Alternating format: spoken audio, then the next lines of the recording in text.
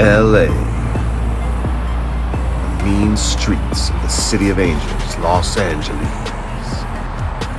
I guess the streets aren't that mean.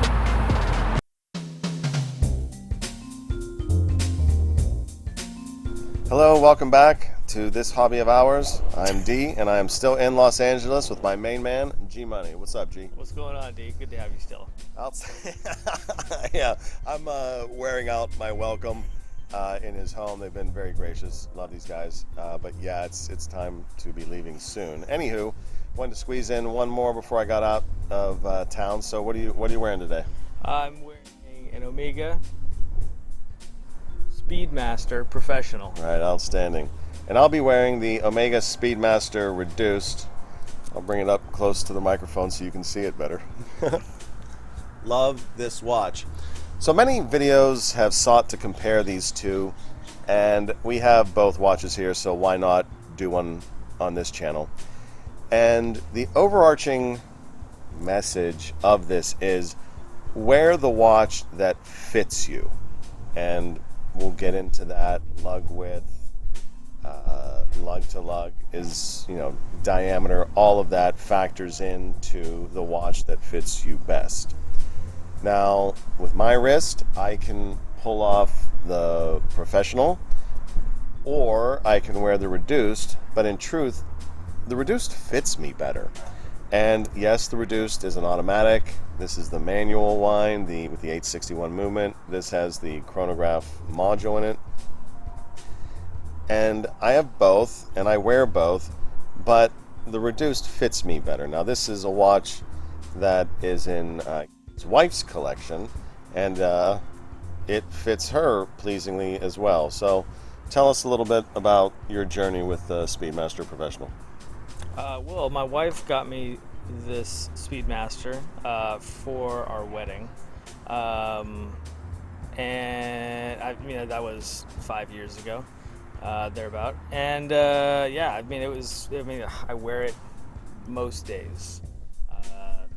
I actually find the sizing of it to be pretty great, although I know that there is kind of like we're trending down in sizes, I think, going forward. Like the Explorer now is a 36. Yeah. Which is, we tried that on the other day. Well, not exactly. We tried the no movement version. The dummy. The dummy. The dummy. I still prefer this size. I think I don't know. I feel like this is a good size for Spaceman. This is what you would want strapped in space to your NASA issued spacesuit, or Luke Skywalker, or any dude in space, yeah. any girl in space. No, I think it's the right size. I do think I agree with you. I think the Reduced is a fantastic size. Get that up in there. When I bought it, I think it was the best Speedmaster deal in town. This one? I think so. Yeah. It's gorgeous. It's 38.5, fits amazing. And there are a bunch of varieties. It's not just this one. This one was the original Reduced, and it has the numbers going around at the indices for the minute markings. And there was the Reduced 2, which is a closer representation of the Professional dial. That's a great watch as well.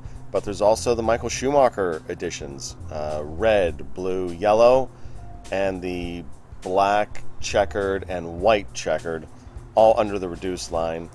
And I think we're making a prediction that the Reduced date, as we've been calling it, I'll throw up a photo, is going to be the next one to pop. Right now, those Reduced dates can be had for $1,600, which is an amazing price. And these ones have just shot up to the point of insanity, and I don't know why, but they're harder to get. And so there's kind of always chasing what's going to be the next big thing. I think that date one we've been looking at is going to be one to watch. It has all the aesthetic of this one, reverse panda plus date.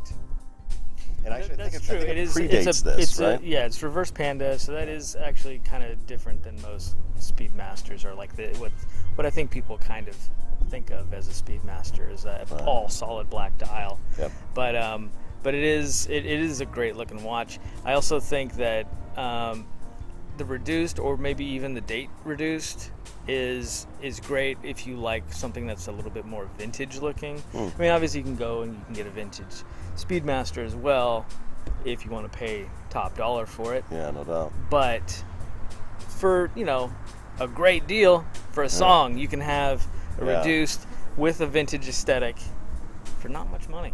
Every now and then you find like a special edition out there in any range, and they released one to celebrate the AC Milan football club, I think Centennial, and it showed up on the bay, and I should have bought it, and I didn't, and I was trying to get a deal, and within 12 hours the listing was pulled, and then a day later relisted at 2.5 times the price, and I don't know what happened. Maybe it was listed incorrectly to begin with, but it wasn't on bracelet, so I figured I would play with it, and I knew better. So lesson learned: if you see a piece out there and you have a sense it's a deal and you've done your research, strike while the iron's hot. Otherwise, you will get left in the dust, as I did, and I'm drowning my tears in Los Angeles. If you could go ahead and send me the list of watches that you're currently on the fence about, I'd appreciate it as well. We go back and forth, we're old friends, but he does have an excellent taste in friends, and also in what's gonna go nuclear next. So I'm gonna start listening to him more in terms of what to buy, perhaps, and as we have opportunity, we'll get to have him back on the channel and do some watch talk on our favorite thing. So thank you for a fabulous trip, brother. I really enjoyed myself, and thanks for coming on to the channel and sharing some of your watch history, brother. Yeah, man, anytime. Glad you're here. All right.